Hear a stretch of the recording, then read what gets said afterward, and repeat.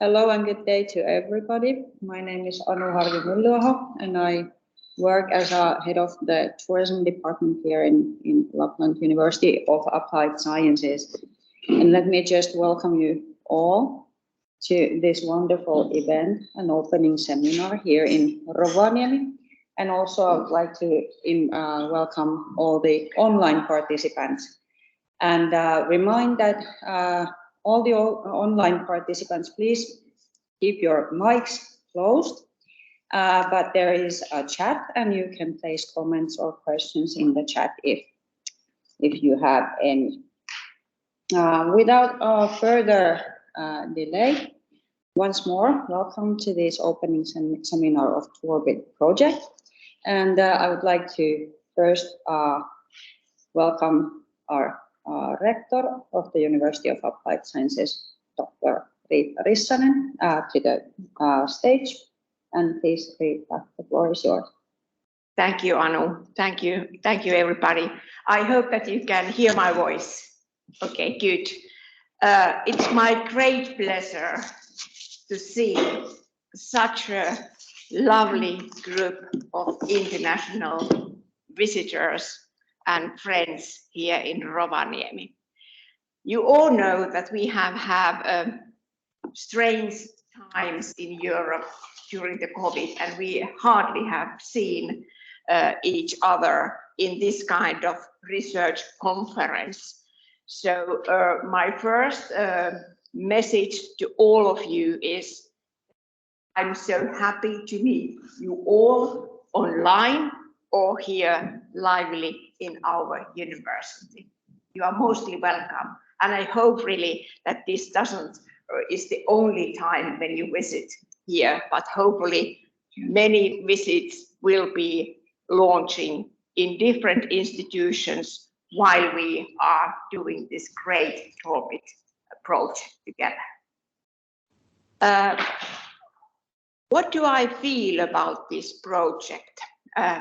First of all, when we got the message that we have got the funding from this COSME project funds, it was a happy day for us because tourism, sustainable tourism, digitalizations, they are all the topics which we are very hard working here in our Lapland area.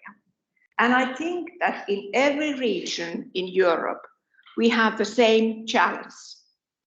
How to update skills for tourism business to be able to reach the goals of sustainable way of doing services, and at the same time, how to update skills to be better in IT and digital competencies. I can congratulate you all that the key point and focus of this project is in a very vital point today. Tourism business is an area which we all know as a person of being a client and customer. But tourism business is something which needs a lot of highly educated competencies, a lot of stakeholder initiatives, a lot of business partners. And together in this kind of ecosystem, we are able to build future possibilities to all of the SMEs in Spain, in France, in Slovenia, in Belgium, in Portugal, and in Finland, and especially in Lapland.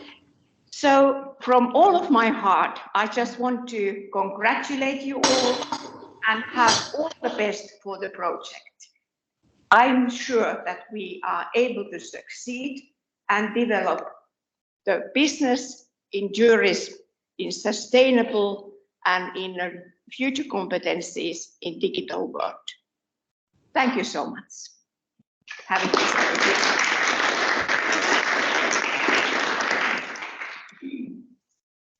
day. Thank you, Rita, for your encouraging words.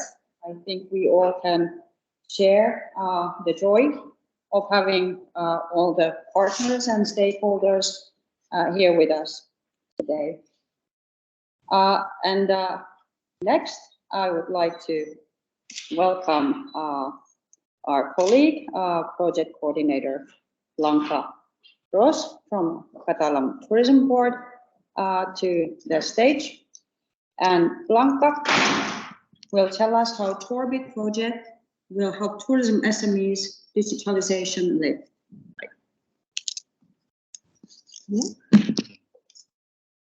Okay, thank you, Anu, and thank you, Rita, for this warm welcome. We completely agree that today sustainable tourism and the transition digitalization is really the flagships of course, the European Commission, but also our commitment to these different European projects that we are coordinating, that we are implementing. So I would like also to thank you, the great host that has been the University of Lapland of Applied Science, has been for TOURBIT these days. So I would like also to thank all participants in person and online, and also to all TOURBIT partners that are here today. Thank you, and let's start with the presentation.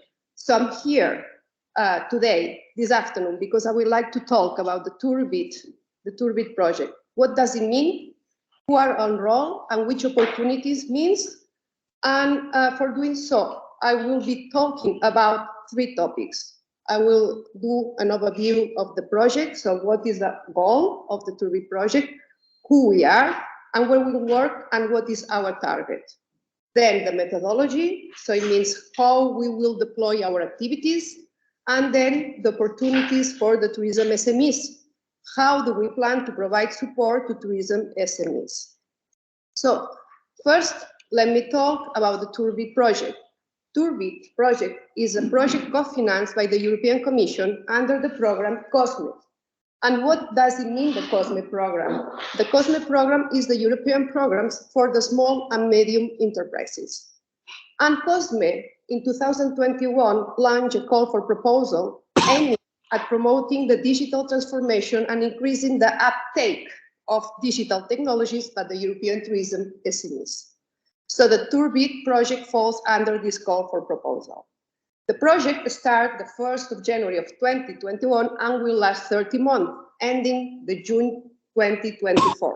So you are all welcome on board of this project. So next, please. Moving forward to who we are, the TOURBIT partnership is an alliance of public and private organizations complementary to each other. We are 8 organizations, 5 of them, very important, are business support organizations, covering what we call the 7 TOURBIT destinations. Belgium, the region of Lapland in Finland, the region of Ile-de-France in France, Iceland, Portugal, Slovenia, and Catalonia in Spain, ensuring a rich geographical variety across Europe. So the project partners are, as you can see, the Catalan Tourism Board, then the Chamber of Commerce of Barcelona, also in Spain, then the Welcome City Lab by Paris and Co in France, then Artur in Slovenia, the Cluster Hospitality.Brussels, hosted by hub.Brussels in Belgium, Iceland Tourism Cluster, the Lapland University of Applied Science in Finland, and Nest Tourism Innovation Center from Portugal. So next, please. The TOURBIT project aims to reply to the needs presented by the European Commission in its different studies, where it was stated that, first, the small and medium enterprises are lag behind in the digital transition. One of the main reasons is not digital knowledge of the leadership, neither from the employees, and this situation drives them to a disconnection between technology and the companies. So digital transformation is not just about software, data, and technology. It is also about culture, making necessary to invest in enhanced digital skills and training in order to know the use of tools' effectiveness.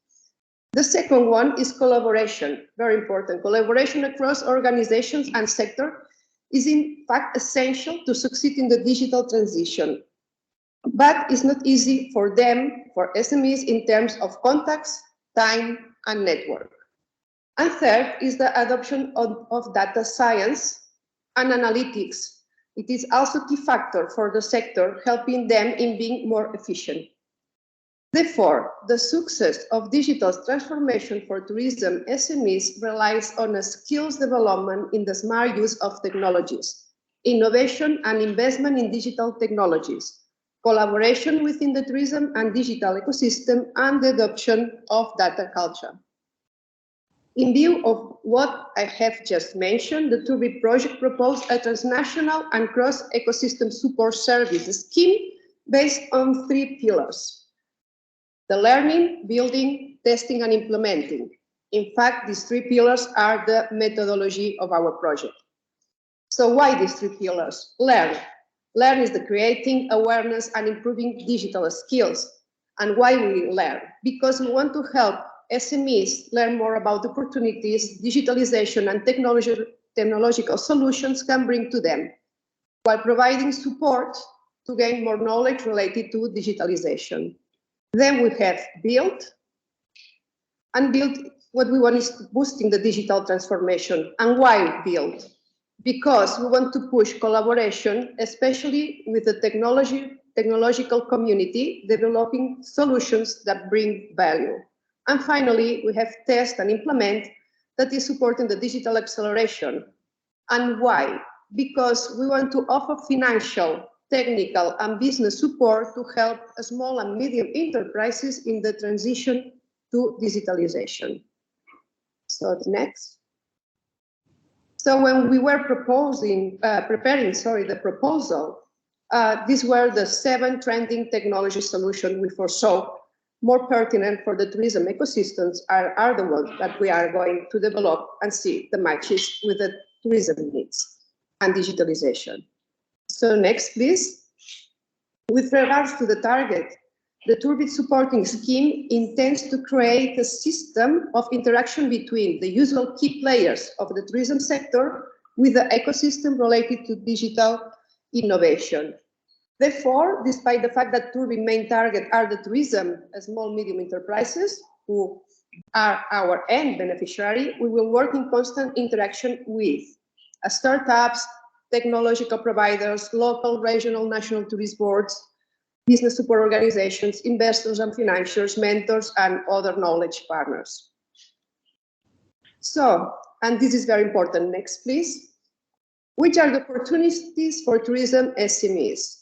In fact, there are 5 activities that small medium enterprises in tourism can take advantage of this project. The first one is the Digital Readiness Index, that is the online self-assessment tool to assess your state of digitalization and receive recommendation to boost it. It is an automated assessment tool designed to collect quantitative and qualitative data and transform it into rich information, facilitating to SMEs with an understanding of their specific strength and weakness and the opportunities ahead in their digital path. And this comes with 3 different levels of digitalization. Then a second opportunity is the deep dive and go digital skills sessions. This means that this will help to discover new and innovative digital technologies and gain skills following your level of digitalization. The program will have a strong focus on the use of data and data analytics, and will be organized in 3 stages according to the level of digitalization. Then the third opportunity is the Tourism Innovation Online Community that will enable you to connect, enhance your knowledge and collaboration with key players from the tourism and technology and startups. The fourth one is the country-based cooperation workshop and European hackathon. So here we will read the prototype, now new ideas and solutions, and work together with technology, community, startups, and digital experts. The co-creative workshops will be developed by experienced business support organizations in collaboration with tourism experts. promoting open and user-oriented collaborative innovation. The program includes 7 co-creation workshops organized locally and a European hackathon. And last but not least, the Digital Acceleration Program, where you, small and medium enterprises, can be among the 62 selected for the tourism to receive a financial support up to 9,000 euros for upgrading your digital status. So next, please. So regarding this digital acceleration program, we will deploy the acceleration program selecting, as I said, 62 innovative SMEs. And we offer you a tailored mentoring support over a period of 10 months to accelerate your digital innovation projects. Each SME will receive 8,000 or 9,000 euros maximum, depending on the country, to cover the cost of external consulting assistance. The funding will be used to push for the development of new products, services, using digital applications, the testing of digitalized internal operations, etc. These solutions, which could already exist in another industry or be in the testing phase of creating through new cross-sector collaboration, will be expected to be in a rather mature stage so they can enter the market quickly and safely. So next, please. For doing so, we also come with the support of 22 supporting organizations. In Catalonia, there is also the Direction General of Tourism of the Government of Catalonia and the Barcelona Tourist Board. For France, we have the region of Ile-de-France. From Slovenia, we have the Chamber of Craft and SMEs of Slovenia and the Digital Hub Slovenia and the Ministry of Economics, Development and Technology. From Belgium, the University Libre de Bruxelles, the University d'Europe, and Visit Brussels. From Finland, the Lapland Chamber of Commerce, and also the Finnish Lapland Tourist Board. From Portugal, the Fábrica de Startas, Politécnico de Leira, Turismo de Portugal, Portugal Ventures, and other companies as well, other organizations. And we count also with the European Association Nextur, the network of European regions for a sustainable and competitive tourism based in Belgium. So, as a conclusion, now you are aware of what is the European project, this European project called TOURBIT, and why it should be interesting for all of you.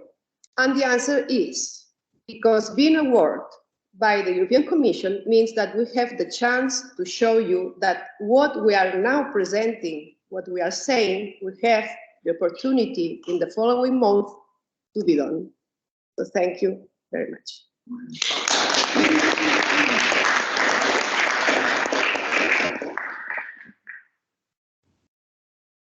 Thank you, Blanca. You can hear my voice also online. Thank you for the interesting presentation, Blanca, and I think we can all agree that this is a good opportunity for the SMEs in the regions to take part in such projects that will help them in a very concrete way to take forward the digitalization and their skills. Now I would like to give floor to Sandra de Puy from Catalonia as well. And Sandra will organize an interesting conversation for our partners about the digital development in the regions. Thank you, Anu. I hope you can hear me okay, and I apologize already for the voice to the online participants. So as Blanca has been raising, the TOURBIT partnership is composed by different organizations that are through different means supporting that digitalization journey of the tourism SMEs. So today the idea is that they would be sharing with us some learnings, some experiences, which have been actually being used in order to develop the different services that the TOURBIT project will provide to the tourism SMEs. This is why through this conversation we will be learning a little bit about these experiences and learnings, and we have been grouping this conversation in 4 main topics. It would be around what are the first steps to take over this digitalization journey, what are the types of support that tourism SMEs require the most? What are the current trends on technological solutions applied to the tourism SMEs? And also what type of collaborations and how these collaborations do spur the digitalization of the tourism SMEs. So with regards to the digitalization journey of the tourism SMEs, what are the first steps to endeavor that journey? We have here with us Veronique and Frédéric from the cluster hospitality at hub.brussels.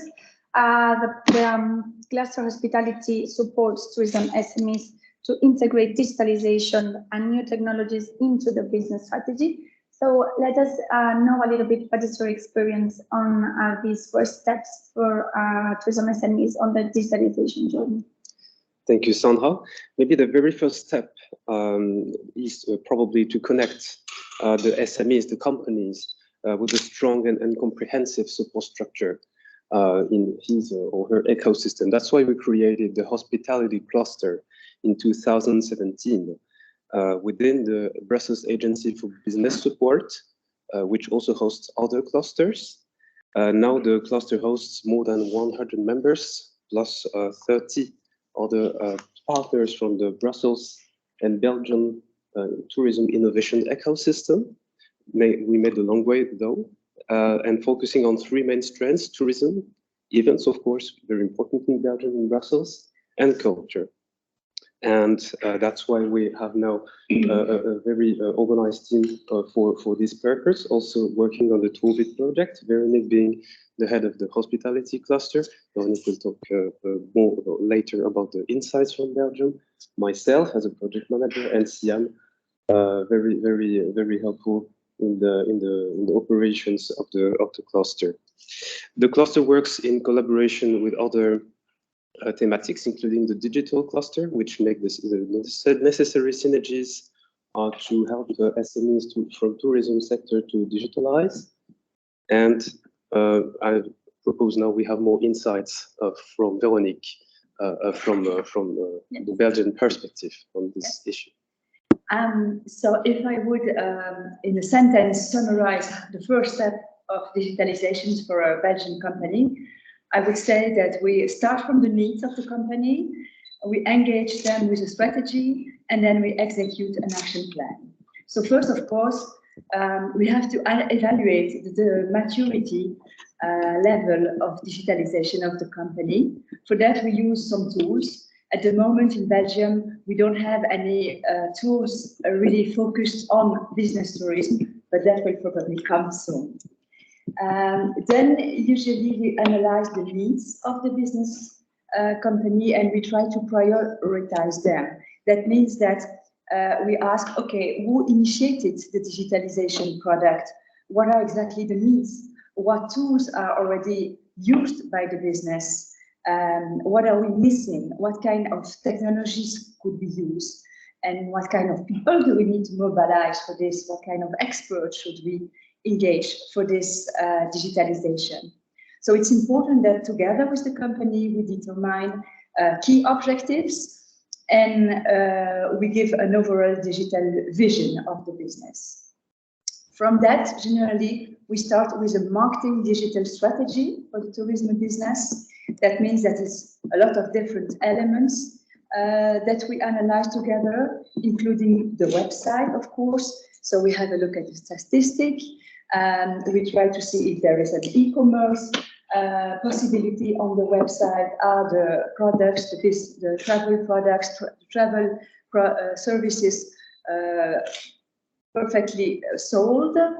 Then we have a look at the SEO strategy, so the search engine optimization strategy. And we, together with the business, we look if the visibility of the website of the company is good, and if we can improve the ranking in Google, and so on. Then we look if there is a customer relationship management system for the company. It's also super important because it's a way to gather information about your customer, your potential customers. So it's really important that it is in place. And thanks to this CRM system, we could also have a look at the email campaigns, thematics that are used to analyze the email marketing strategy of the company.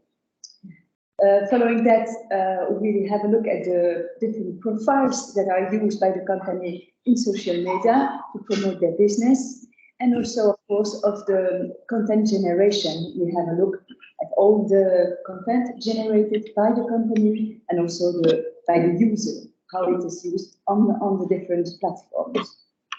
Then, if I would have 4 different recommendations from the experience of the cluster Hospitality Brussels, I would say that it's very important for a business, for company to understand the challenges of digitalization and also to perceive why it's so important, what it can bring, what benefits it can bring to the travel tourism company. Another thing is that it's important to include your workforce very soon, since the beginning of the project, because they will be the drivers of the transformation. So it's important to involve them and to train them, to give them the possibility to attend webinars, online courses, classes, so that they feel that they are part of the digital transformation. Another thing is that maybe keep always an eye on your data. Of course, you have to have a look on the metrics, social media analytics. There are plenty of free tools from Google that you can use, for example, for that. And then last but not least, it's very important to keep up to date with innovative technologies in the tourism sector, to be part of the community, innovation community, to be part of different events that we will organize, so that you will be able to adapt and choose for new technology once you are ready. Thank you. Thank you very much. I think also one additional tool that could be interesting maybe for the tourism SMEs in this very first steps would be the digital readiness index that would be then enabling them to assess their maturity on digitalization. From Lapland University of Applied Science, we have Kristen with us. What would be the experiences from the Lapland stakeholders in these first steps towards digitalization?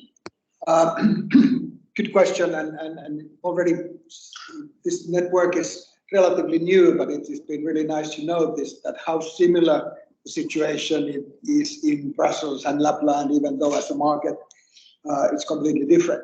And the first steps seem really same here, but maybe I would add one in the really beginning, which is the step of giving inspiration and motivation, information to the SMEs of the potential and the opportunities of digitalization. Not saying that the companies in Lapland are reluctant to do digitalization, but sort of modifying your work to understand the challenges. I would start with understand the opportunities. And in that sense, I really see our work as a support organization important in giving inspiration, giving valid information, as well as sort of doing our role in keeping up with the innovative technologies that are developing. I guess, like thinking of from the perspective of tourist SME in Lapland, they are really on the word of S, meaning small. So the lack of workforce, the amount of tasks that the managers really do, it's the great variety of different technologies coming up all the time, and then the challenge of finding time and resources of moving on the digitalization journey is demanding for many companies, especially now when COVID, when all this, and especially with the lack of workforce that the whole industry is having at the moment. But those were my sort of completely agree with your learnings, but then just adding the first step, like really giving inspiration and motivation to move on there, which is really something that I see as really important as well, is the use of data. And that goes along with the whole structure of the ecosystem, that what is the data used by the SMEs, by the destination management organizations, by the larger organizations in the industry, sort of having the links of European as well as the national as well as the regional structures of how to use data, how to benefit from that. That would be maybe something that I really highlight as well.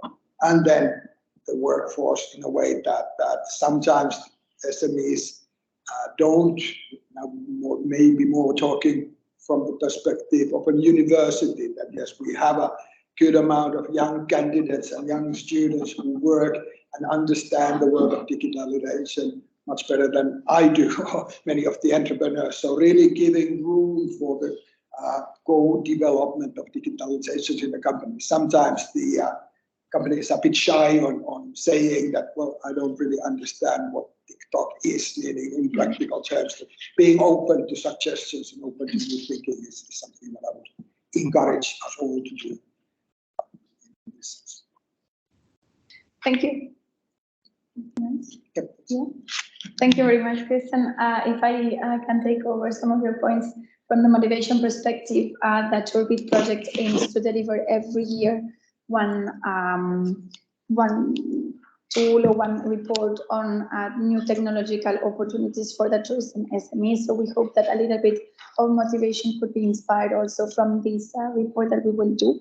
And also on the data analytics topic that you are raising, indeed, in the project, it has been considered very much, and it would be a deep session dedicated to data analytics. So it would be interesting also to develop this session based exactly on the needs of the tourism SMEs when addressing this topic. So now, after having, do you want me to if I can continue on one of the benefits that I see TOURBIT is giving is that, like in all of the countries, there's been a lot of domestic digitalization projects already, and many of the companies have had EU funded trainings a lot. But what I see really important here is the opportunity for the community, of European community, to learn, for the companies to learn from each other. So that's a really added value that I see that our companies in each of the countries will benefit. So the situation and the challenges are really similar, and working and having the opportunity to have a dialogue, have a discussion among the different countries is something that we as developers are happy about. We see that the SMEs can benefit. Yeah, indeed, this pan-European dimension, not that is very much sick with this project, and indeed in all these sessions, the idea is that they would not be developed just for each of the countries, but the idea is that they would be always having this pan-European dimension, so all the SMEs would be able to interact among each other indeed. Thank you. So now one of the other topics we wanted to address is when looking for support on going digital or on accelerating their digitalization, what is the most appreciated by tourism SMEs? We have Berta from the Chamber of Commerce of Barcelona that among the different services they provide support to the digitalization process of tourism SMEs. What are the learnings that you could share with us today? Okay, yes. So as Chamber of Commerce, our main aim is to help companies being more competitive. And this, of course, needs also to integrate digitalization in this process. So what we are doing at Chamber, we have several different services to offer to the companies. The first one, I would say, is the information and awareness raising. That means we try to share with all the companies some information related to digitalization, but mainly on, for instance, new trends. We develop some guides, specific guides on digital transformation. Also, we have interviews with experts, and we have podcasts. So the idea is really to motivate, as Christian was saying, motivate those SMEs and share with them as many information as possible. Then we also have trainings and for companies, of course, and also for entrepreneurs. Those trainings are, for instance, some examples would be trainings on how to get more online bookings with a good user experience, or how to create your own digital content, or for instance, when we go to a tourism sector, like using Instagram focused on destinations and tourism businesses. So those are some of the examples of trainings we are doing. We also have events and webinars, specific events on topics such as digital marketing or client management or gamification in the tourism sector, to say some of them. No? Then we also give specific, so once we have informed the companies and when we train them, we also have specific services on strategy and advisory services. So we always start with a diagnosis, so to check where is the company at this moment and where does the company want to go. So what's the main goal? So, and we try to help them in the whole process. So the first steps, but also on a larger term, where the company should be, maybe, or where the company sees themselves in maybe 2-3 years long. So that's our main idea here. And so we also collaborate and engage digital solutions and technology. So companies that are like certified providers for us, that in several different topics such as data analytics, cybersecurity, artificial intelligence, or blockchain. They are helping us also to deliver those webinars. But also the good thing is that they can also get in contact or in touch with those SMEs that are having those specific needs. So we try to put in contact the SMEs with the service providers. We also help the companies in finding specific grants or subsidies to implement digital solutions. That's also, we have a specific program that has first 2 steps, a first diagnosis, and then we give them a grant up to 7,000 euros to implement a specific digital solution. And finally, we also have this digital co-working. So the main 2 maybe services I would like to highlight here, so that are more useful for our companies, is that what we call the digital transformation office. That's the place where we give all this personal advice to the companies. So you can just come to the chamber and you will have someone guiding you in the whole process. So from the beginning, that will check what are your needs and also the opportunities your specific company has. And we support the company in the whole process on the access to finance also and so on. And this is like the digital transformation office is where we deliver the specific services. But then we realized some years ago, like 1.5 years ago, that we also needed a space, that it was also useful not just to give the services in a meeting, but also a specific space where all the companies interested in the digital transformation could meet and work together. And that's why we created, like 1.5 years ago, what we call the digital hub. This is an entire floor at our chamber where there's a co-working space, but also like new spaces, an auditorium, and also meeting rooms where we can have all the companies, the service providers, but also mainly startups, entrepreneurs, and SMEs that can come there, and they can have co-work there. I mean, they can just book a space for a flexible space, but they also gather and get all the services that we can offer as Chamber of Commerce. So it's like the main benefit is, well, you can gather there and network with peers and also with other companies and collaborate with them. But also you have, of course, the whole services we offer, internationalization, trainings, and innovation, and so on. So it's one of the big success for us in the last years, I would say. Yeah. Thank you. I think that's one of the words that you mentioned about collaboration, and it has been already shared, and Blanca also mentioned is one of the turning points, I think, for this. For SMEs to succeed on digitalization. We will see later on how we will be also addressing this topic. And also in the TOURBIT project, we will have some tailor-made sessions according to the level of digitalization of tourism SMEs. So the ones that are starting, the ones that are a bit more already enrolled in digitalization, and the ones that are leaping ahead. So also we'll try to focus a little bit on the needs of each of them on this transformation process. From the Catalan Tourism Board, we have Monica with us. Catalan Tourism Board is running the entrepreneurship support program named StarTech Tour. And what would be then the learnings or the experience that you would be able to share with us today? Thank you, Sandra. Good afternoon. And it's, yes, we have this StarTech Tour challenge. That's the program to encourage entrepreneurship in Catalonia. I will share with you some ideas about how it works. First of all, the goal of this project, of this program, is to accelerate proposals of technological solutions that improve the experience of tourists in our destination. As you know, Catalonia is one of the leading destinations in Europe.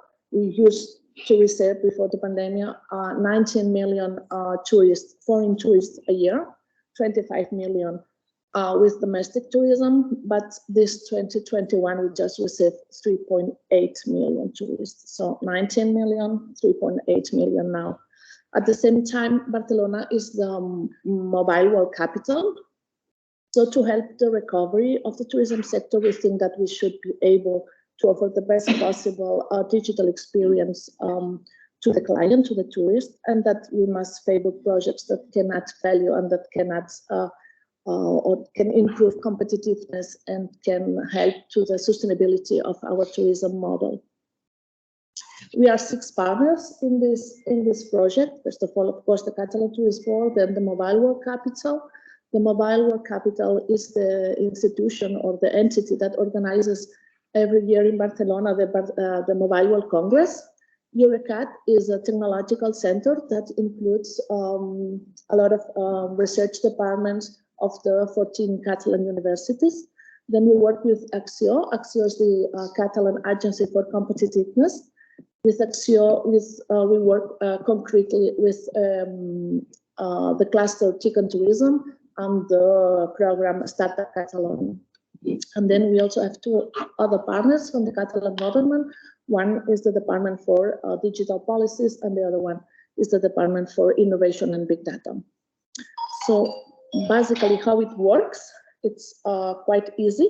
We have tourism companies that define specific challenges, and we have a startup, technology startup, that provides solutions to these challenges, or they try to provide solutions to these challenges. And answering the question that Sandra was throwing at us, what is most valued by both, by the participating companies that define challenges and the startups, is the opportunity to create contacts, to establish relationships between companies, and that they can contact the decision maker of a certain company. Also, that their proposal solution will end up materializing in a contract. That's very interesting for them. Then, of course, the grant, the euros, of course, and the visibility, because the rewarded companies will have visibility in the social media channels of all the partners. I think are more or less the same issues that the companies that work with the Chamber of Commerce value. And for us as a Catalan Tourist Board, as the drivers of this program, the value is to see how technology companies integrate themselves in the Catalan sector, how they apply technology in the sector and for the sector, yeah. And also the tourist companies, we see that they turn to innovation, that they contribute to this improvement of the tourist experience that they are offering to the client. Yeah, I think that's all. Thank you. I think that collaboration keeps coming all the time, and indeed in TOURBIT we will have this transformation program, and the idea is in this program we will be having this opportunity to be working together and to be mixing in a way the tourism players with other players like startups or, for example, the technological community. We will have these co-creative workshops, so they will be working also similar in a way of challenges in order to try to create together new opportunities and new business opportunities. And also there will be this specific program which we call startup talks. So the idea would be that tourism SMEs can have discussions and talks directly with startups in views of, again, co-creating new opportunities together. So I think we see that little by little this TOURBIT project is being created upon the existing experience that we have from the partners. So the TOURBIT project also aims at analyzing deeply how new technology solutions can be applied to the tourism SMEs. And for this, I would like to see what are the current trends. As we have with us Ankash from Artur, which is home to the Tourism 4.0 in Slovenia. So what could you share with us? What are these current trends nowadays? Thanks for the word. Basically, Artur is a 30-year-old IT company. Like the last 4 years, we have been dealing with tourism, like discovering how tourism is being managed, how to do it in a sustainable way. So what we have done is we have started a Tourism 4.0 partnership. This partnership is open to anyone. We have people joining from all over the world. So everyone, of course, welcome to join. But what we're trying to do here is center the tourism on the idea that it can only be sustainable when it improves the quality of life of the local community. That means we put local community in the center, and then we build the tourism around it with all the different stakeholders. You know, so you have to best relate with the people, you know, also with the SMEs, that means the ones who are creating tourism, with the local population that maybe has not such connection with tourism, and you make one collaborative scheme. You know, collaboration is a word being used a lot today, so I'll continue using it, but it really is important. It is important that the destination feels that it's connected, that the SMEs or even all of the players, they talk with each other, they do projects together, you know, so it builds a sort of an understanding between each other. So after we say, okay, this is our idea, putting the local community in the center, but how can we actually manage tourism at our location, right? So basically these are the idea that currently tourism is being, say, controlled almost by huge enterprises, you know, Booking.com, Airbnb. They're using the local data that they are not willingly sharing with the local communities. And they are basically tailoring the tourism however it fits them, not what is the best for the local community. Now, because local community does not have a say if the ads on the internet will be shown to someone or not, you know. If there will be some sort of push to some destination, they don't have control over that. So basically the data and everything that is being created by these local companies is being used by the big companies, and the local companies have nothing to gain from that. And what we're trying to do in our company is basically put the local data back to the local community. It means the local community has access to their own data, can manipulate the data however they want, can analyze it. And so we are a great proponent of the openness of data. You know, anyone can access it, anyone can use it to better, to make the management of tourism at a location in the most sustainable way. Right? In this idea, we have developed a so-called tourism collaborative platform. So we have put in some of our products, for example, tourism impact model, managing tourist flows, impact token. These are all the different products. I do not have time to go into this right now. But basically, the idea is that you can use these different applications, these solutions, only when you have your own data, only when you know what you're dealing with. You know, you're not guessing about what is the impact of tourism. You know that based on data, based on carrying capacity parameters, it is like this. It is viable to attract more customers, or maybe it isn't. Maybe we have to raise the value of our products. The added value should be larger. You know, it is not always the answer. Yes, more tourists means more money, and that's great for us. Not the answer. You know, you have to think about it more sustainably, more inclined with this, new approaches. But digitalization is something that allows this, right? Being digitalized, being connected. It doesn't replace functions that are being done by people right now. It opens the possibility to interact with others, to do other projects that maybe you wouldn't have time for, to make connecting with others easier. You know, so it's basically making our lives easier so we can focus on more sustainable development. You know, that should also be the goal, and of course also developing new products. So if we go, for example, just to look at tourism impact model, this is measuring tourism in the local communities. It is mostly used by municipalities, but it uses data from the local tourism providers. So this collaboration, this access to the data, everything is very important that it is tight in it. Currently, this product is being tested in 2 different projects that are already running, 36 destinations in Europe. So it is in the Black Sea area, let's not forget. So basically, this is already being done, and it is showing the most painful things are actually getting the data. You know, when you talk with people, the first question is, but where will we get the data? It means measuring how much electricity is being used at the destination, how much waste is being produced, how much water is being consumed. Is that sustainable? Or perhaps the local community is not having enough water, maybe not in Finland, you know, but in other destinations in Europe, this is a real problem. So all of these things that has to be addressed, not just mindlessly making more and more tourist attractions, hotels, and hoping that everything is going to turn out all right, because it probably won't. So, this was the whole idea behind that. And then in the end, we also, our company is dealing in producing new tourism products. That means you're managing tourist flows by making new tourism products based on digitalization. Basically, by digitalizing cultural and natural heritage, you can make new sustainable tourism products in not such popular places right now. For example, Slovenia has a lot of old monasteries, castles, and everything, and currently they're not being utilized as much as they could. And by using VR, AR technology, you can show this castle, just by looking with the phone, that how it was 100 years ago, how it was 500 years ago, and you don't have to renovate the castle into that period because it's accessible by the phone. So it's also it's better for long-term sustainability because you're not forced to do a repair in a sort of way.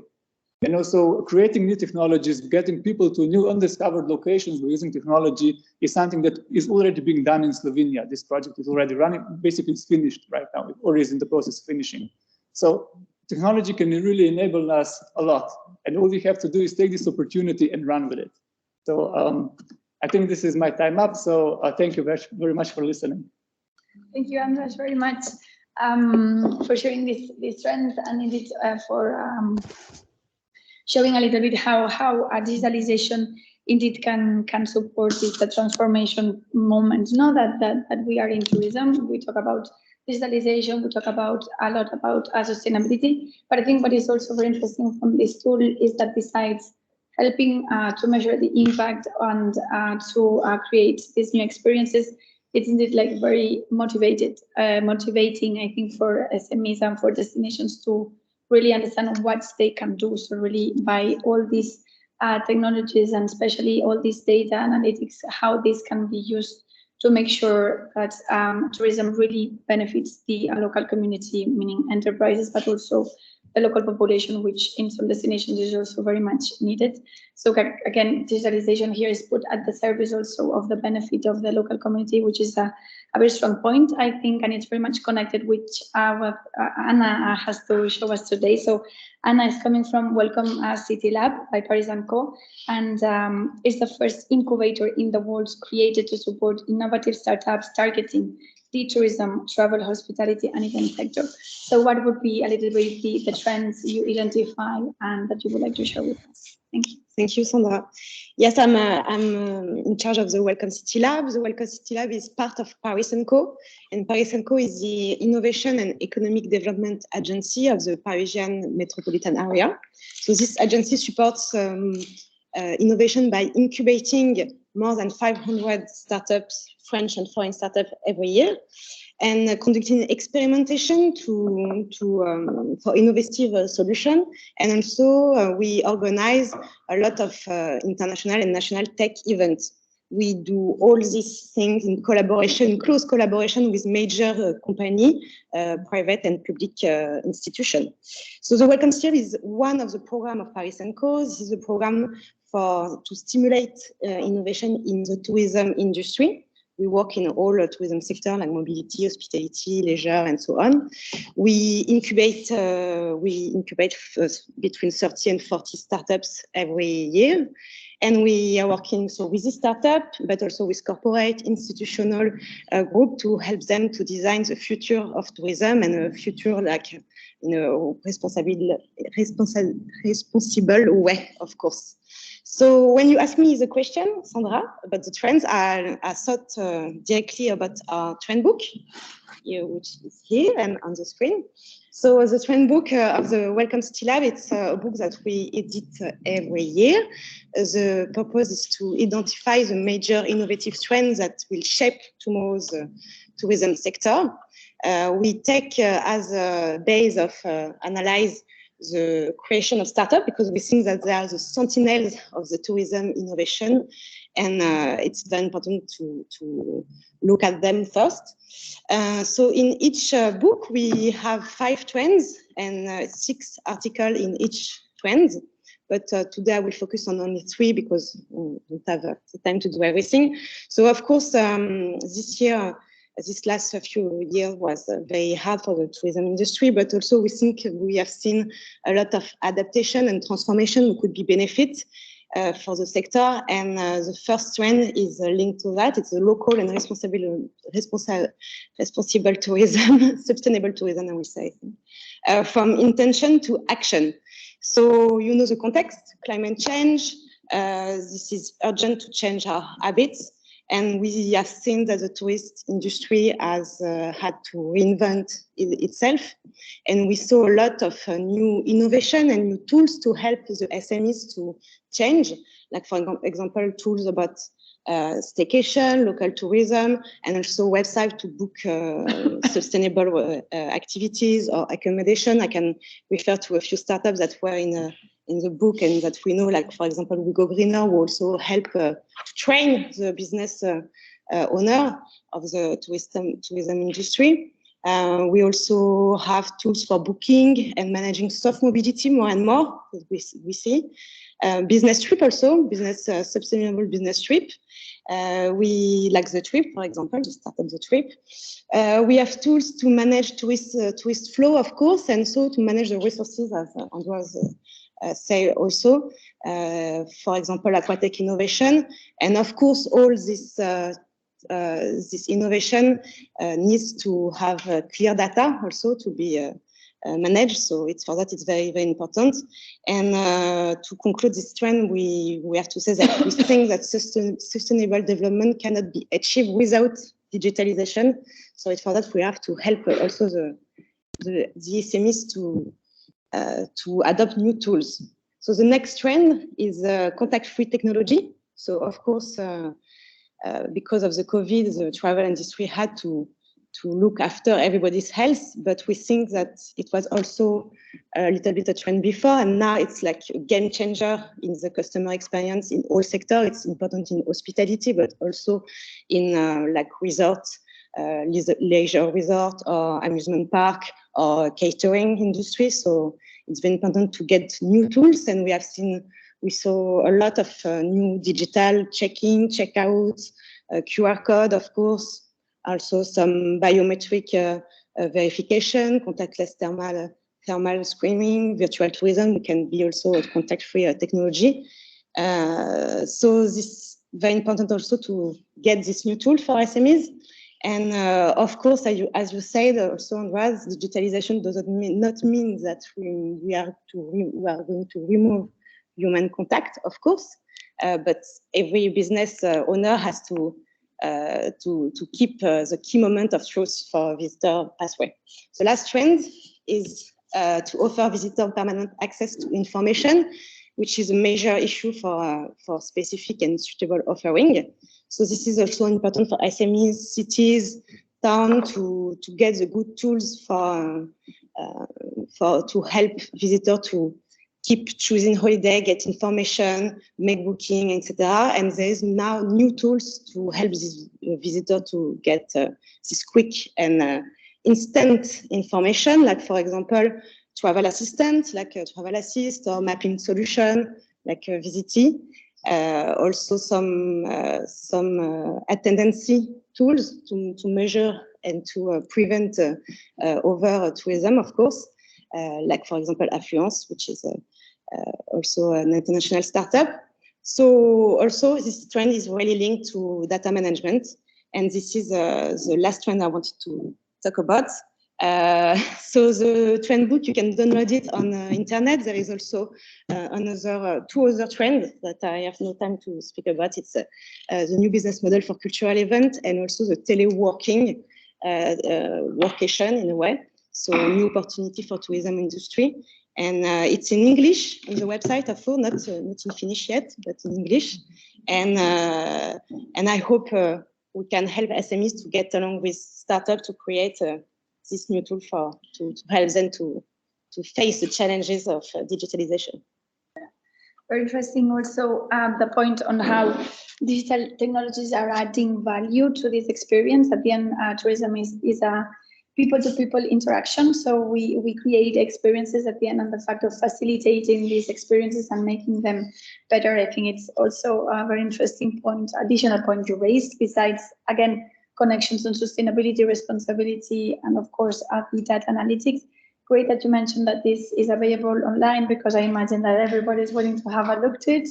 And now going a little bit on to this collaboration still. So here very much focus on the startups as well. We have the last topic of this conversation is about, it has been proven indeed that this collaboration with technologies and startups support the competitiveness and the resilience of the tourism SMEs. So we have Marta from NEST, which is the Tourism Innovation Center in Portugal, that promotes the uses of the technological solutions for problem solving in tourism, among others, that will be sharing with us a little bit your experience on this collaboration point of view. Thank you, Marta. Thank you, Sandra.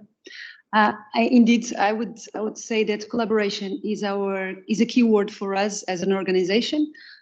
We're very much into building bridges between the value chain of tourism.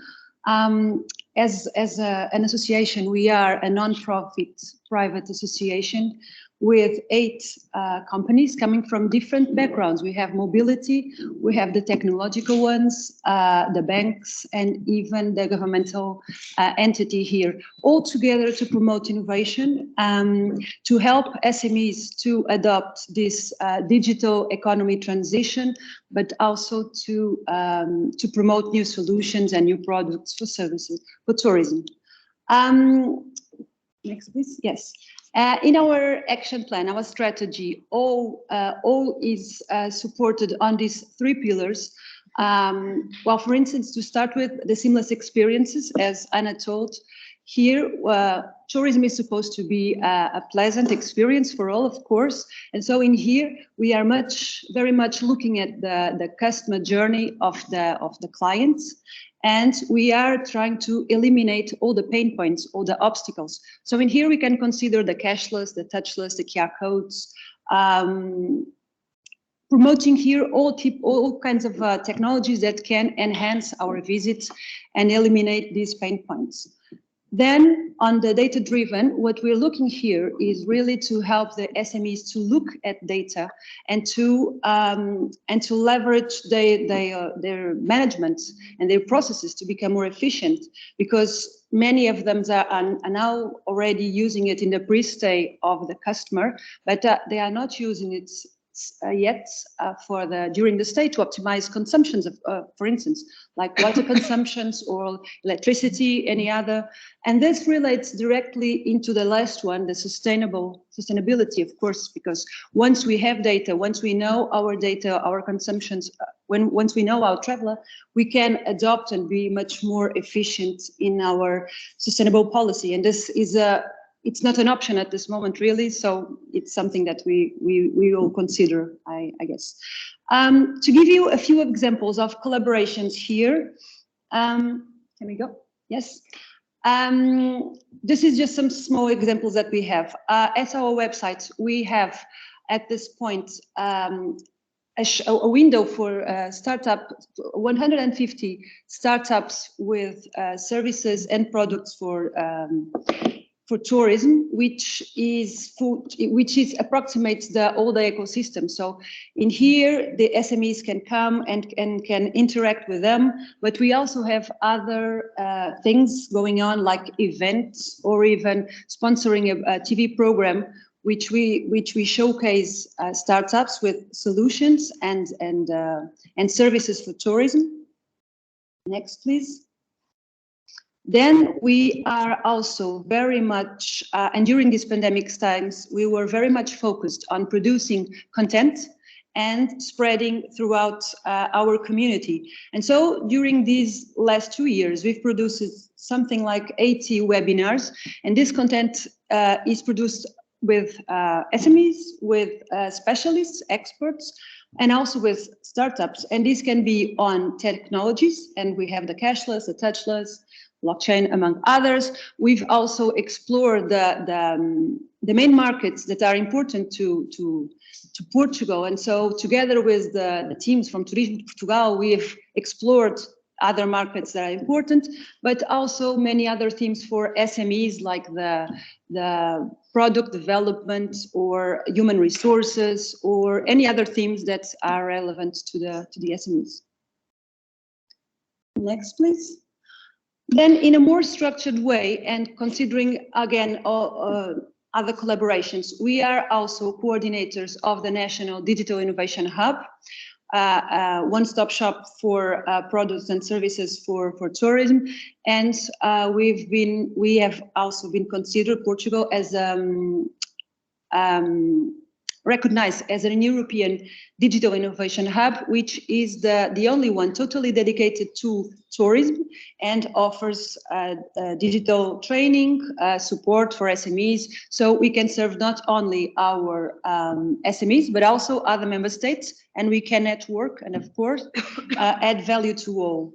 And for the last, there is another thing that we do, and this is a means of exploring the white spaces, new territories, and we all know how much health has been important in the last 2 years. And so together, not here, we were challenged by a university to make this collaboration, and so we've made Nest Health and Tourism Lab, which is a collaborative unit that aims to qualify not only services for SMEs, but also for destinations. And so in here, we are also working on new products and new developments to better, the qualification for all and to become more competitive, which is the main thing that we are all looking for in here. Should you have any questions, please engage. Thank you. Thank you, Marta.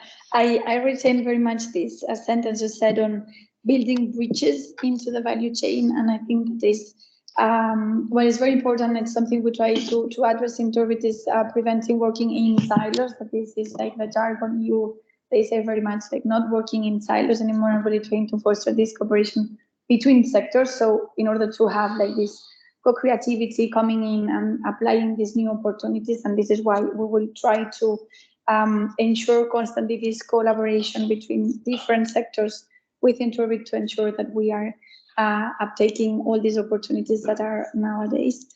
And so I would like to give the floor to David from Iceland Tourism Cluster that promotes competitiveness and value creation within the Icelandic tourism industry, also that you could share a little bit your experiences on this collaborative approach that you are having in Iceland. Thank you. Yeah, thank you, Sandra.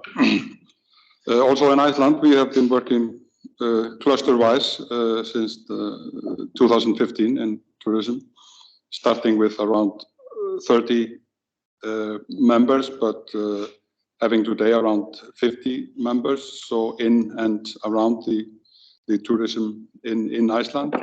And the time when it started, these were a very, we could say, moving times in the Icelandic tourism as it was growing very fast in these years. So we could say the cluster came into a very good time, so to say. And again, when it came to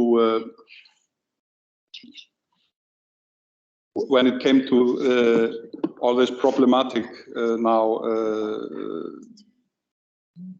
regarding COVID, the cluster was taking a sort of a leading role in bringing people together and bringing some action that were valuable for the whole business in the country.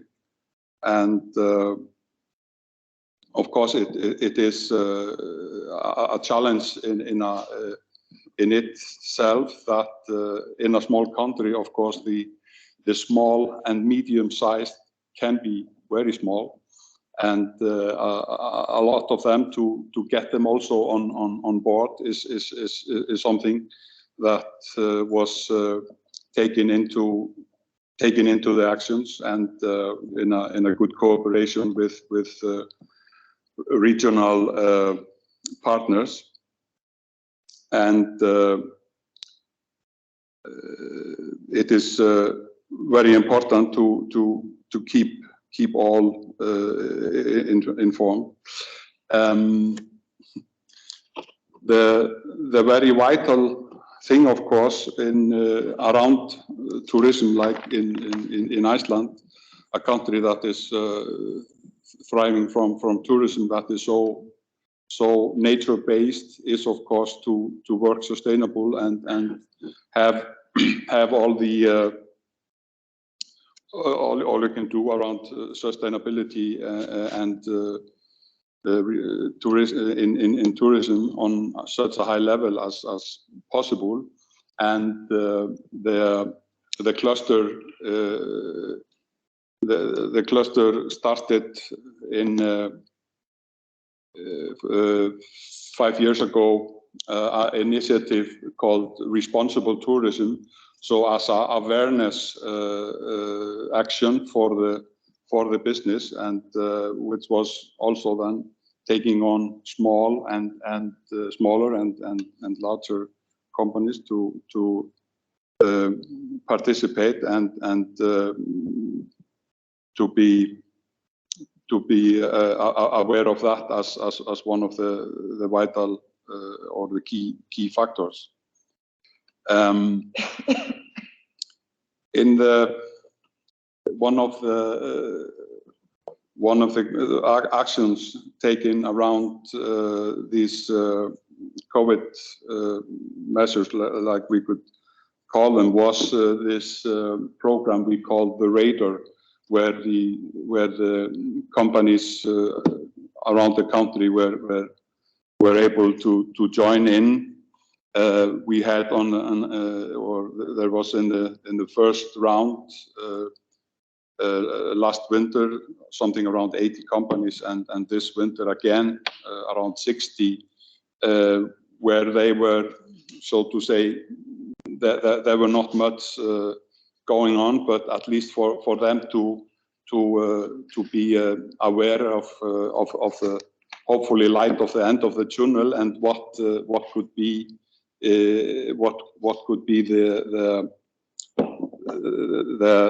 the most important when getting the wheels running again, and there it was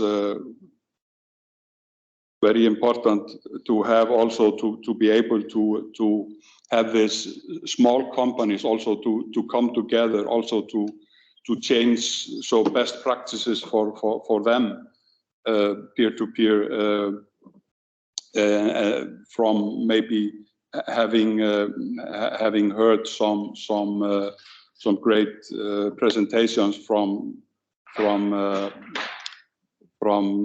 experts, and then to mirror that into their area, to their small-scale businesses and so on. And this was doing a very, or we had a very good experience with that. So now, when it comes to the digitalization, which of course is so the third vital pillar of the cluster, and it will be our aim to get this also as well to this to have it well spread around, and also we are in some project or in a new project where we are so a little bit making the reality check, where also Iceland is standing so among the Nordic countries when it comes to the digitalization, and then we will be able to have it in our framework with activities and what we are offering, like once a year, bringing all new things to present them for the business, and so on, and then from now on to have the all the good things we will have around TOURBIT to present there as well, to improve their capability of work as a resilient and stable companies in the future. I think that a very interesting point it was raised into the discussion when talking about this value creation is the role that the good practices or the showcases have. So these like lighthouse examples, actually, they are part of the ones that can motivate tourism SMEs to enroll and to continue this journey towards digitalization.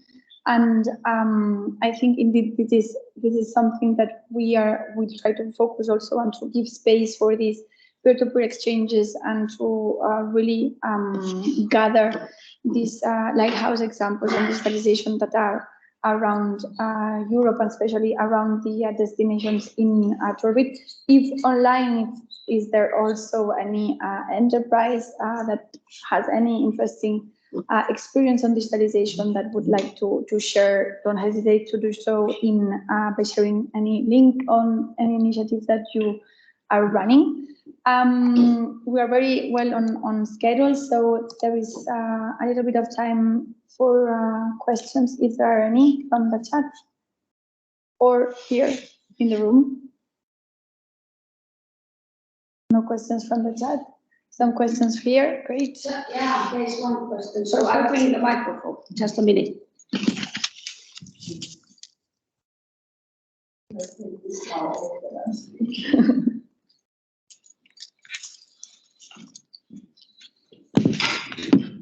Hello, all. Thank you for your marvelous presentations. My name is Päivi Hannivaara. I'm a senior lecturer here in Lapland, UAS, and also doing research on the university side in tourism.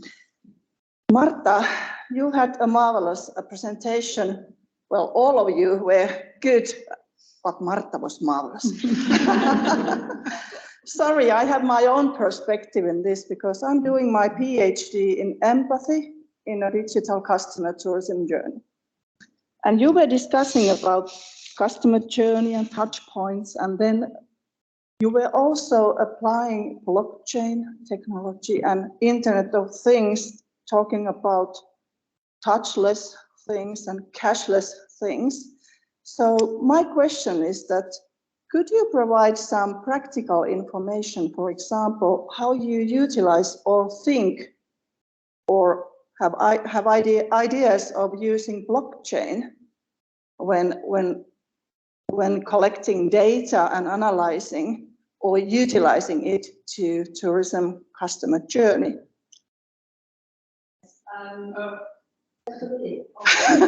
Martin.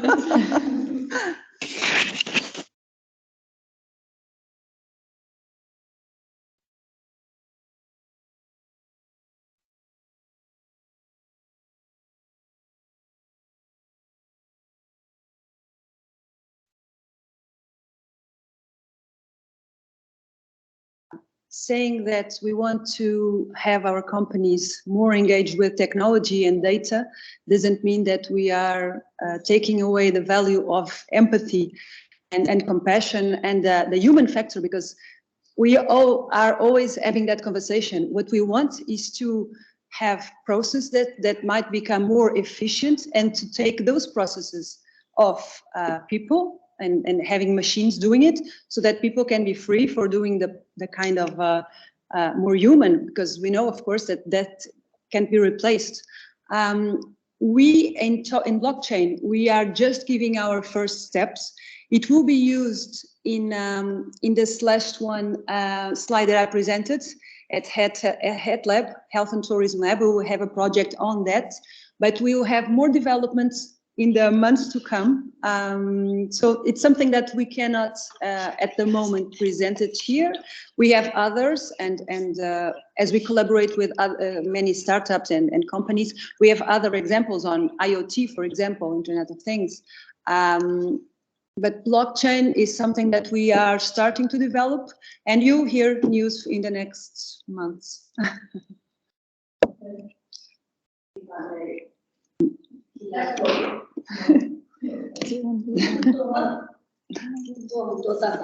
Christian is there. In Finnish, sorry. Christian, I will come to you. So thank you, Marta. It was very interesting to hear that you are kind of starting to do this, and this would be a marvelous opportunity for you and for me to do collaboration while doing my PhD, because the first part is now ready for me. It's concentrating on the perspective of the customer and what is the empathy from customers' perspective in digital touch points and service moments. And now I'm forwarding to the technology part, and blockchain would be one very interesting perspective, how to utilize it in customer journeys. So thank you for your answer.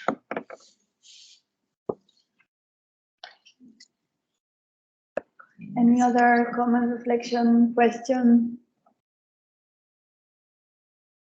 No? Okay. So then I think Anu, I have another. Do we have a time for another? Okay. Okay. Sorry if I sound too energetic, but Andras, yes, you were talking about interesting elements as well. I was writing here that you are providing services or elements and you are willing to provide data back to locals. So are there some practical elements how you are processing already to give the floor for the locals, and the big giants won't have that much floor anymore? Yes, I can give a quick, basically our current project, Wait. I can take it from Sandra. Okay. I hope this works. Yeah, thanks for the question. Basically, our tourism impact model was this was our first big product, let's say, that was dealing exactly with that. We are approaching this from the perspective of the local administrative unit. That means this municipality is usually the case. Already should have access to waste data, electricity usage, or water usage, and everything. But in most realistic cases, that isn't the way it is, right? What we have discovered, the data is being used in a very, basically being treated like trash, not like valuable goods. So what we're trying to say, data has value, and it is important that these connections between data producers and some sort of system is established and is being collected automatically, because it is a huge burden on the companies and on the municipality. If every time someone wants some data, it's like, oh yeah, we have to call that guy, and he's gonna, it takes 2 weeks, and that's not the case. Everything should, because even the national governments, they request for statistical agency this and this data, and then some other agency says, okay, but now this is the same data, but in a different way. This isn't the case to do it.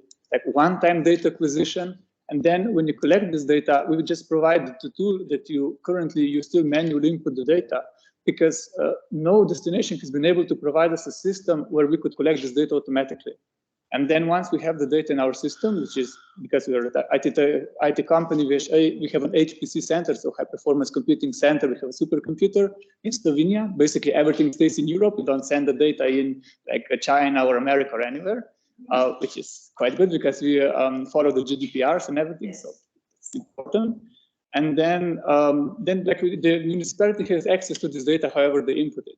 But in the future, we hope to make this everything automatic, even integrating space data and things like that. So, we have access to large amounts of data, then you can do AIs and predictions and things like that.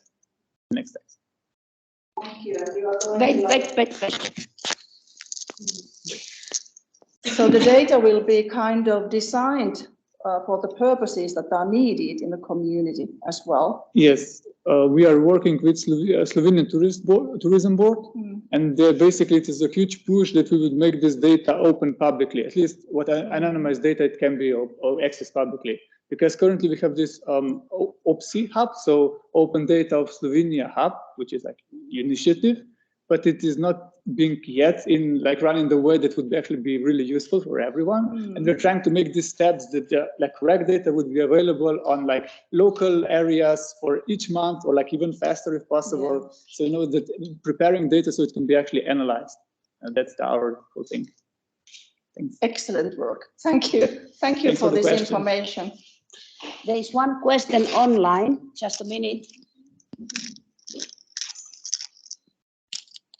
Yes, I will. It's a question from Frank.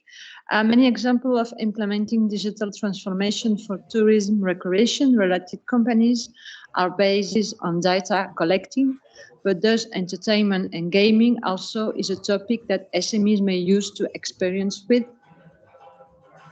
For me? Or I don't. It's not for all. Okay, I can maybe just present my ideas quickly, but basically, yes, like gaming, we are using this kind of technologies is like the next step towards like further development of tourist products, especially like, for example, in Slovenia, we have nature, we have environment with culture. So we're trying to focus on that. We are not building Disneylands and like such attractions. So for us, it is very important that we make new products with like old things, so with culture, with heritage, you know? So like designing games around it, designing AR experiences, VR experiences. This is all the products that are, of course, on the list that should be, that we are looking into. And like, it is very good opportunity for all companies to build upon that. So anyone wants to add this? That is also, gaming is one of the aspects that we are focusing also in our university here in Lapland. So maybe, sorry, online you cannot go and visit our digital labs, but maybe in the afternoon, with this group, we will go and we will hear something about gaming also. At least we ask them, no?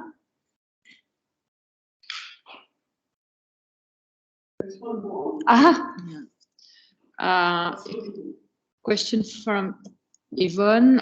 For Slovenia Great Approach, can you offer description of the main challenges to integrate data of destination, example, water supply system? She agreed that it's very important to make decisions, but usually this data is not available, open access. What can other destinations do? Yes, so basically a question about access to the data, if I'm understanding correctly. Yes, this is a perfect question, because when we try to introduce a destination to the idea of this tourism impact model, the first question isn't, is this going to work? The first question is always, how we will get the data? Because that is very hard for them. And basically, for the first part, it is going to be hard work. Basically, you have to establish connections. Like the first step is always talk to the data providers, talk to the like waste disposal company, talk to the water provider, and then like you establish this connection. We want data structure in this way because in Slovenia they are partly owned by the local government, so they have to report, and it's up to the local government to say this is how we want those reports to be. These are the first steps, and then the next step is making APIs so the automatic data collection is available, but then it goes slowly. But first, you have to just establish this connection, cleaning the channels, as like to call it, in short.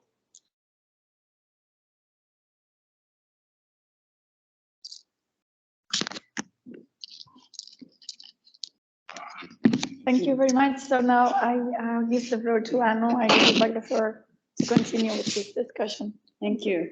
Thank you, Sandra, and thank you everybody for the interesting and thought-provoking conversation, and thank you for the audience for the further questions. We heard about collaborations, we heard about trends and concrete tools, and all this in this pan-European project. So we are very lucky to hear from all of you.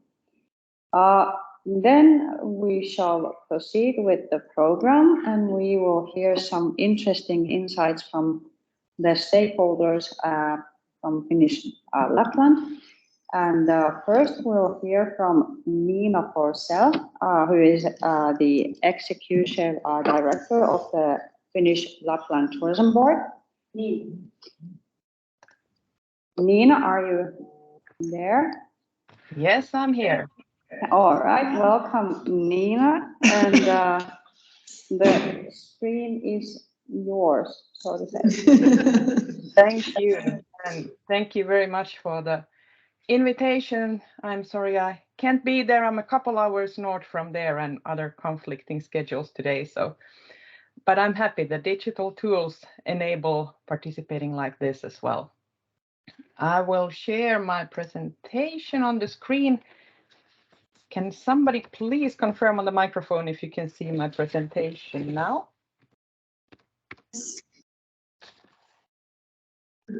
Yes. Okay. Thank you. Yes. So, as Anu said, I come from the Finnish Lapland Tourist Board, and very briefly who we are. We are a business support organization. Our members are tourism companies and destination management companies here in Finnish Lapland. We promote the interests of companies in the tourism sector, both towards local level, but very much on the national level as well. And we work to raise the awareness about the tourism industry and why it is an important part of the society. Maybe many of you know that even though tourism in Lapland is very well known, it's still not the biggest or the only industry by no means, even though in some of our smaller towns it can be the biggest industry. So there are big differences, and we kind of need to open up the eyes of the decision makers quite often. And yes, sometimes we have our own projects. At the moment, we are running a Visit Arctic Europe project together with Swedish Lapland and Northern Norway, which some of you might have heard about. But then let's move forward and just very briefly also a few words about the current situation in tourism here in Finnish Lapland. The big things going on in the last couple of years, of course, we all are aware of. Tourism is very international in Lapland.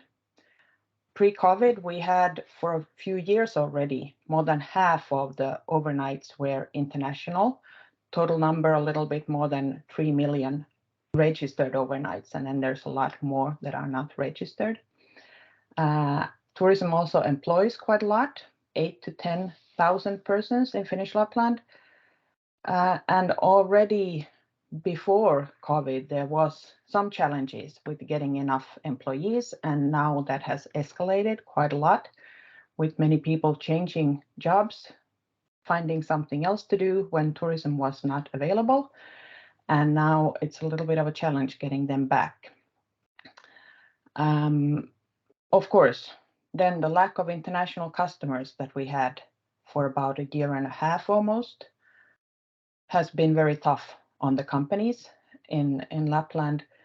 Many are such that have really concentrated on the international guests, and then if you don't have any guests for a long, long time, of course, the company can be in very much distress. But luckily, we did not lose a lot of companies, very few actually. But of course, now that they want to develop and go further, there are some financial strains there. Luckily, this winter, we have seen really strong demand from many markets towards Lapland. So many have actually had a fairly good winter season. Some even up to what it was pre-COVID. But then there are also some markets that are not recovering yet. So for example, the Asian markets, we haven't really seen that much customers from yet. So companies who have focused very much of those are still struggling very much. And then of course, what's been happening the last couple weeks with the war in Ukraine, it's causing a lot of uncertainty, especially on the financial uncertainty. What we hear from our tour operators, that people are cautious. Can they book or not for next summer, next winter? Will they have enough money to travel for leisure? or will all the money go on higher prices for food and energy and everything in their daily lives? So we really hope for peace there and for good recovery of the industry also. But then I was asked to give some views and thoughts about digitalization in tourism. It's a big topic, and I'm going to concentrate mainly on kind of like touch points and views, what the impression I get from the companies in our area is. First of all, I guess digitalization is something that is part of everything nowadays. Whatever you do and however you do, it's somehow there. Just some examples, maybe the most common when you talk about small companies is the marketing, and yes, it's the web pages and social media marketing. That's one part, yes, but then there's much more. Tools for sales, tools for bookings, maybe not seen so much on the surface, but in the background, of course, there's a lot of other things like operations. Is everything done at the right place, the right time, with the right resources? Safety, that is something we have focused on quite much in Lapland, since we operate in the nature. Quite often the customers are far away from, let's say, normal health services. So then the companies have developed their tools, how to make it as safe as possible. If something happens, how to get help to the right place as quickly as possible, for example. Also, how do you manage the personnel flows, have the right persons at the right place and time and so on, and many more. You all know, and we have mentioned many during today, what all kinds of tools there are. And some companies use more of them, some use less, but I would say pretty much everybody use some at least. And then, of course, it's not only about the digital tools in the tourism as we know it, where people travel to the sites and experience things in nature or anywhere else, but it's also about the completely digital tourism, where the customers don't leave home, but they stay there, but still get an experience. We've had some great new developments on that as well within Lapland, and I know many other places. It's interesting to see. Will it be mainly marketing for the, so to say, real on-site tourism, or how much will it grow as a real interest for the purely digital tourism? Then the structure of the industry. Well, it's mainly small and medium-sized companies, and many of them have limited resources for anything, but as well for digital things, both in terms of knowledge, but also in terms of money and in terms of people doing it. So many of our companies are family businesses, maybe run by the family, a few persons, and they might be mainly out there serving customers, be it renting cottages or arranging husky drives outside. And that's the core of what they're doing. But then they need the tools, the digital ones as well. But it's not their main expertise usually. So then I think it needs to be as easy as possible for them to find the right ones. What is needed for them? They might not even be aware of what is available. They might not be able to ask that this is what we need, or this is a problem we need a solution for. But then if they could get the help of somebody looking at their situation and suggesting that, hey, you are operating in this way, there's a great tool that would fit you perfectly. This would make you more effective, for example. Also, one part of the understanding and having the time to put yourself into the tools available is to understand the business logic. If you use this tool, who earns how, both in terms of money, but also in terms of data, which is really valuable. And I think we touched upon that earlier today as well, that, for example, if you use the big booking platforms, what does it mean for your earnings? How much is going to the platform in between, and who owns the customer data, for example? Also then the knowledge of how to use the tools. How do you get the most out of it? It might be that, okay, we have this tool, or let's take it very simple.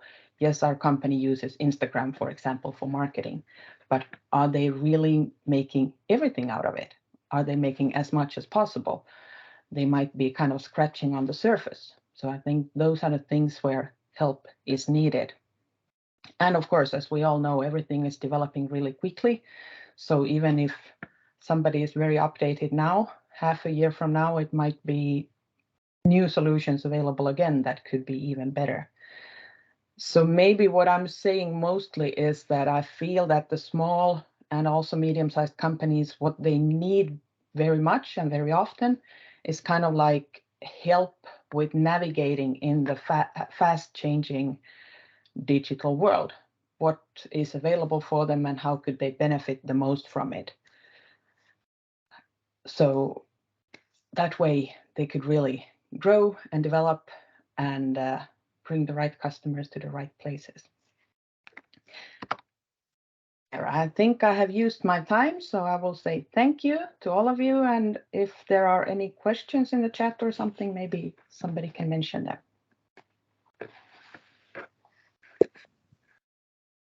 Thank you, Nina. You are right on time, and maybe if somebody has a super short question on chat, no? Okay. Thank you. Then we thank Nina, and let me just add that, as Nina mentioned, tourism in Lapland is a very visible industry, but also very organized one. So we already here work closely together, and Lapland Tourism Board, of course, is a very important actor here in our region. Then we go further without further delay, and I will give a screen to Sara Virkkula. Sara, are you there? Yes, I'm here. Hi.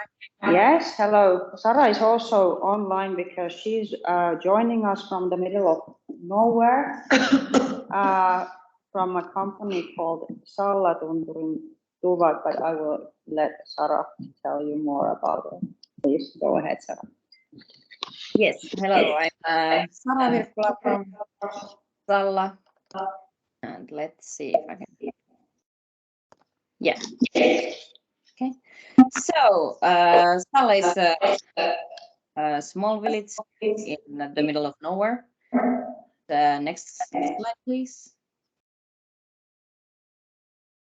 So we are an authentic village, and we are located just above the Arctic Circle, and we have about 3,500 inhabitants here. But we have 1.6 persons and 2 reindeer per 1 square kilometer. So that's really in the middle of nowhere for us. And Salla is a sustainable destination. And we are we are part of Sustainable Travel Finland organization at the moment. So we are trying to get the destination certificate as soon as we can. We are working on it at the moment. And in Salla, we have about 135,000 registered overnights per year. So it's travel industry is very important part of Salla. And next slide, please. And this is what we do as an area here. So we were the first destination who had an online shop in the year 2010 already. So we had some accommodations and activities what we sold online, but we had to close it on 2017 because of the new travel package laws. But at the moment we are working on getting more online shops open for companies. But since we have a lot of small companies and medium-sized companies over here, it's a bit of challenge to have everyone open their own shops, and because of the limited resources what small companies have. But it's a work in progress, and it's going rather okay at the moment. And social media and online marketing are very important parts of our area, because again, small place with the limited resources and staff, it's the best and way for us to get the most results. And now we are working on Visit Finland Data Hub. So we are trying to get every company in the area part of it, so we can get the online shops there available and get that brought into our visitsala.com as well. And our own destination store and brand products are online with the Shopify center, what we have with Visitsala. And our goal is to be personalized services and marketing in digital channels. So even though we are working a lot online, we try to be still very customer oriented. And as I mentioned, the challenge is the small businesses what we have and limited resources with all of them. Because when you have a company with 1 to 5 people, it's really hard to get to be as focused online services and everything. So it's rather difficult task to manage. But next slide, please. A little bit more about the company I'm presenting. So I'm one of the owners in Salatunturintuvat, and we are a family company that was founded in 1983, and we are open year round. And we offer accommodations. We have 64 cottages, variety of sizes, from 1 bedrooms to 4 bedrooms. And we have a restaurant, a pub, and then we also have snowmobile safari services. And we are also part of Sustainable Travel Finland, and we also have a Green Key certificate. So sustainable things are very important for us. And yeah, there's a lot of different things that come because of we have so many different services what we provide. So accommodation and restaurants have different tasks for them.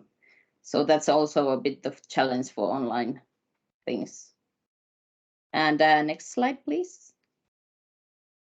So in our company, of course, there's a lot of details in all of this, but I will make it brief. So what we use hotel management software, we have a Hotel Links that is cloud-based, and we just been there for about half a year now.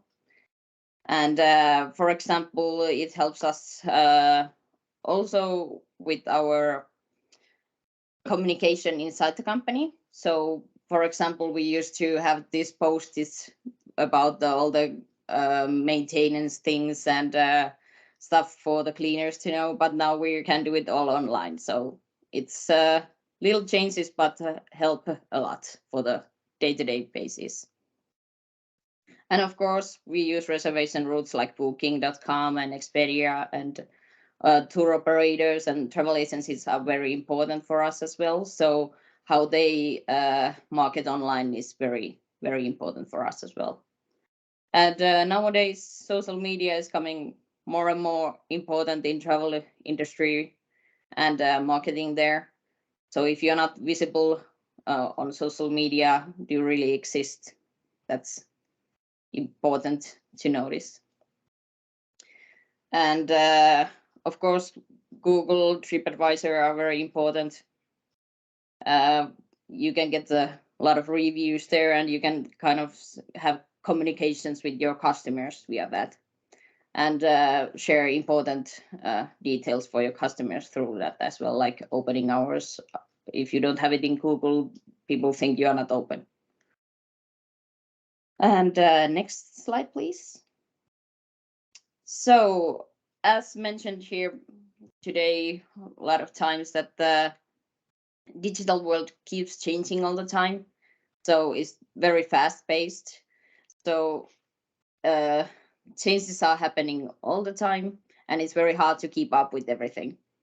So of course it's a work in progress to keep up with all the details and what is important for your company and your brand. But prioritizing is key, I believe. And for our company, we are trying to be more online, of course, because the COVID also have influenced this as well. So at the moment, we are working on getting a portal to our website where we can where customers can make the bookings straight through us. And we're also working on the Visit Finland data hub and getting all those things to Visit Hall as well for all our area.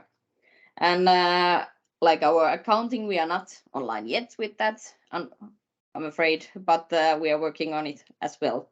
And of course, there's a lot of different things that we could also be doing, like social media shops and all the little things that is involved in online marketing. But that was us in a nutshell. I hope it gave some idea what we are doing. And thank you for having me. And if you have any questions, please let me know.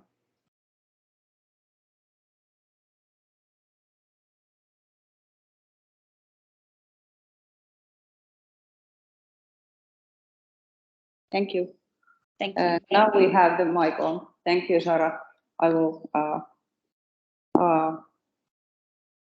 ask if there is any questions on the chat. There is none. So thank you, Sarah. I thought that maybe some of you agree. I thought that digitalization in the middle of nowhere sounded really, really, really nice and exotic. And I think this is one of the gems of the project TOURBIT. We have so many different regions with different kind of touristic destinations in the regions, and then we can learn from each other. And as Sarah maybe brought up as a core of the talk was that the digital tools are already in the businesses, and the businesses are using them. And the project really is all about finding out the good and the best and bringing it to the region. So thank you for that. But then it's only the closing words maybe left for the program.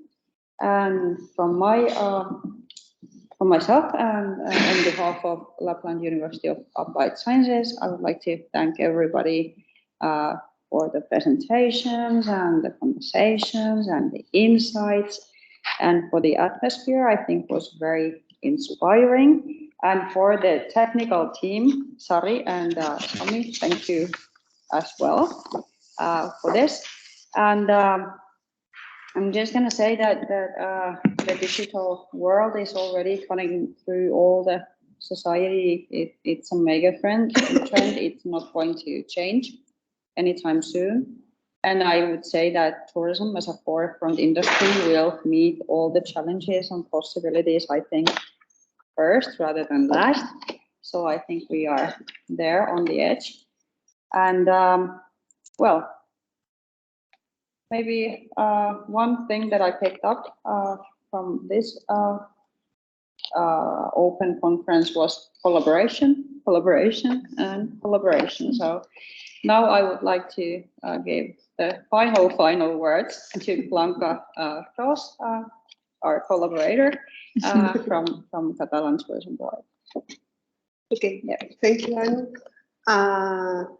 So you can see on the screen that we are sharing with you the different contacts we have from the different organizations and destinations regarding the activities that we foreseen to develop for small medium enterprises, as well as the digital acceleration program. So that I forget to tell you before that we expect to launch the call in January 2023. So here you will have all the context and of course, all the presentations, this context and next slide, please. In the following days, you will receive, we will email you, okay? So I invite you really, and I encourage you to visit our website, www.tourbit.eu, where you will find the news, where you will find activities, you will find more information regarding of what we are developing. And please follow us on Twitter and LinkedIn. We really, we hope you join our community, and as well because we foresee to have this online community, innovation community, that we, all of us, we can be there. So just to finish, as Anu said, I really thank you again, the University of Lapland of Applied Science, to the technical team as well, and to the LabVision stakeholders and participants that came here, the participants that are online and that they are here, and also the TOURBIT partners. I think we have a really strong commitment to deploy, to implement what we have seen in for the following years, and I think it's very important we move forward, and digitalization is a step forward. And as Anu said, and all of you said, collaboration is crucial. Exchange of best practices, exchange of knowledge, but collaboration is the center. So we keep this word. Yeah. So thank you, everybody. Thank you.